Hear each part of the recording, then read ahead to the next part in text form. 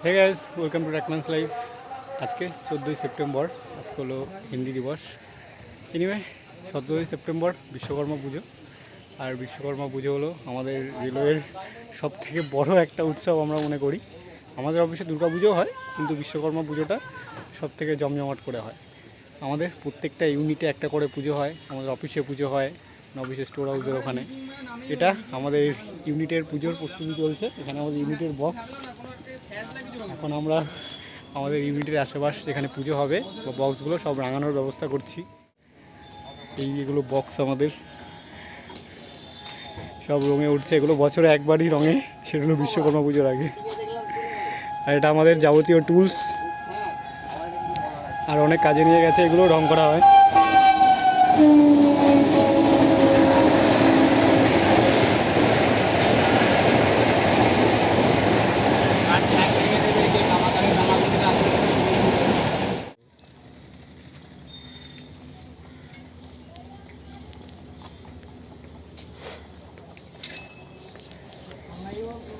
সৌরভ দা তাকাও, দুর্গাপূজার মিটিং আছে। হাই ফ্রেন্ডসটা বলে দাও। দুর্গাপূজার মিটিং এ বলছিল, কি বলছে? হ্যাঁ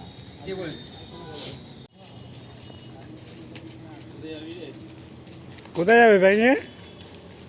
কোথায় যাবে?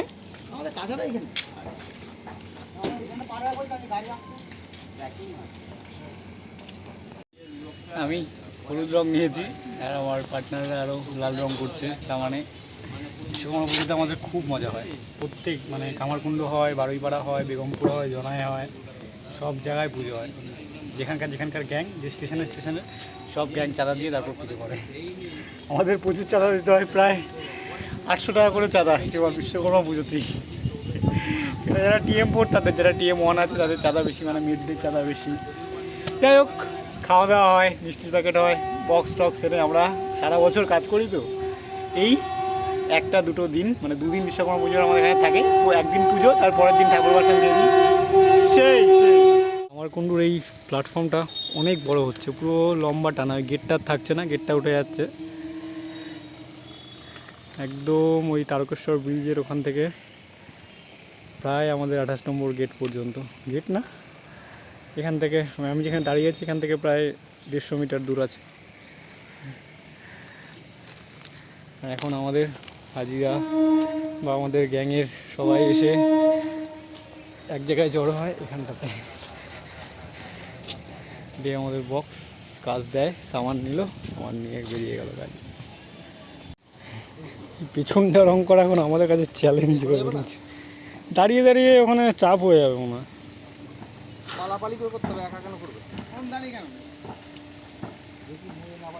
পুরো জল, বালির বস্তা কয়েকটা নিয়ে আসলে, বালির বস্তা থাকবে না, যদিও ঢুকে যাবে না তো, ঢুকবে না। দাস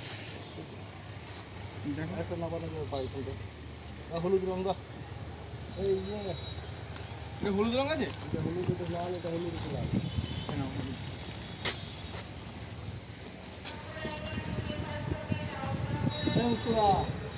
হবে না।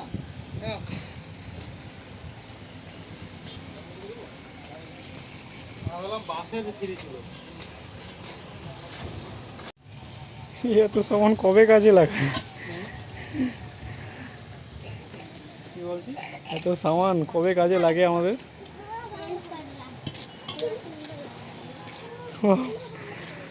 থরে আমার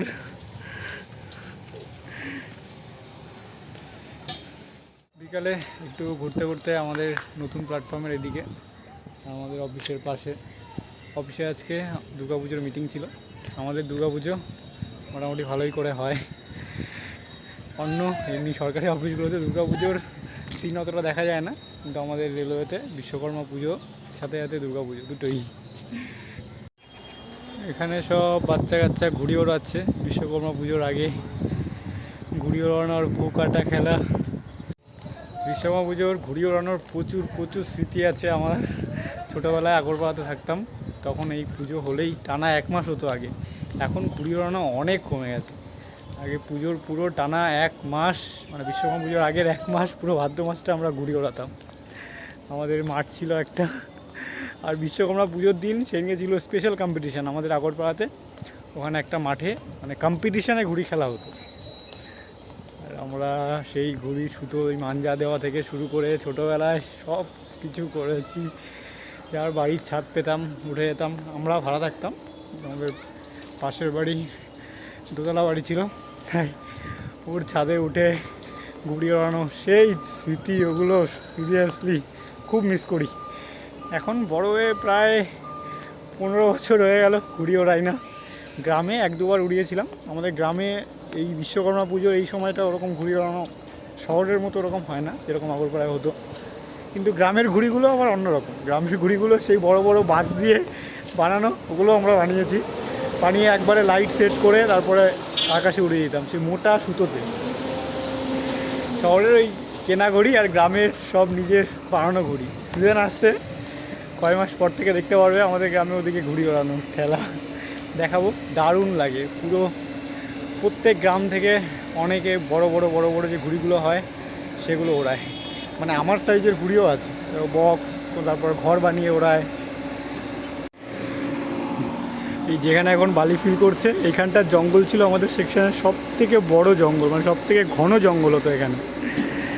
আর যাক, এই বালি ফেলার দৌলতে, এই নতুন প্ল্যাটফর্ম হওয়ার দৌলতে আমাদের এই কাজটা অ্যাটলিস্ট কমলো। এখানে একটা ছোটো খাল মতো আছে, সেই হাঁটু জলে নেমেও আমরা জঙ্গল কেটেছি এখানে। আর আমাদের সাইজের থেকে ওপরে জঙ্গল হয়ে যেত। এক্স্যাক্টলি এই জায়গাটাতে আমাদের অফিস ছিল, কোনো চিহ্নই নেই। আমরা ভাবতেও পারিনি যে জায়গাটা এত তাড়াতাড়ি এরকম চেঞ্জ করে ফেলতে পারবে। এখানে আমাদের অফিসের ওরকম যে ওরকম স্টোর রুম ছিল বড় বড় দুটো। এখানে অনেক গাছ ছিল এক্স্যাক্টলি এখানটায়।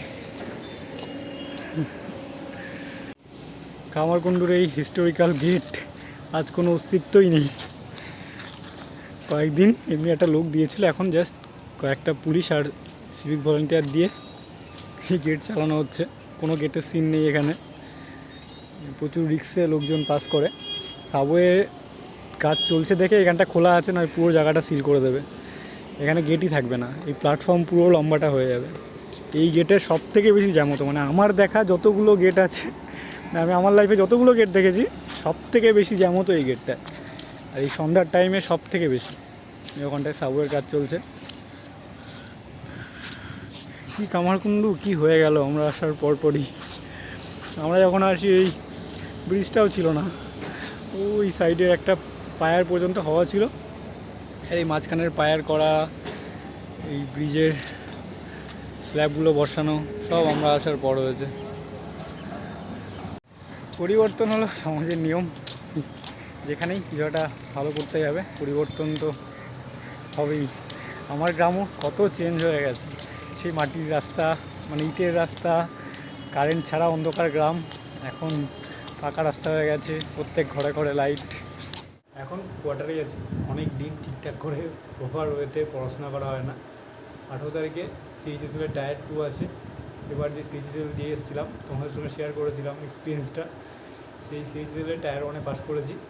ফার্স্ট টাইম জীবনে টায়ার 2 দিতে যাবো। এর আগে আমার ডেসক্রিপটিভ এক্সামের বিশাল কিছু এক্সপিরিয়েন্স নেই, তবুও একটু চেষ্টা করছি।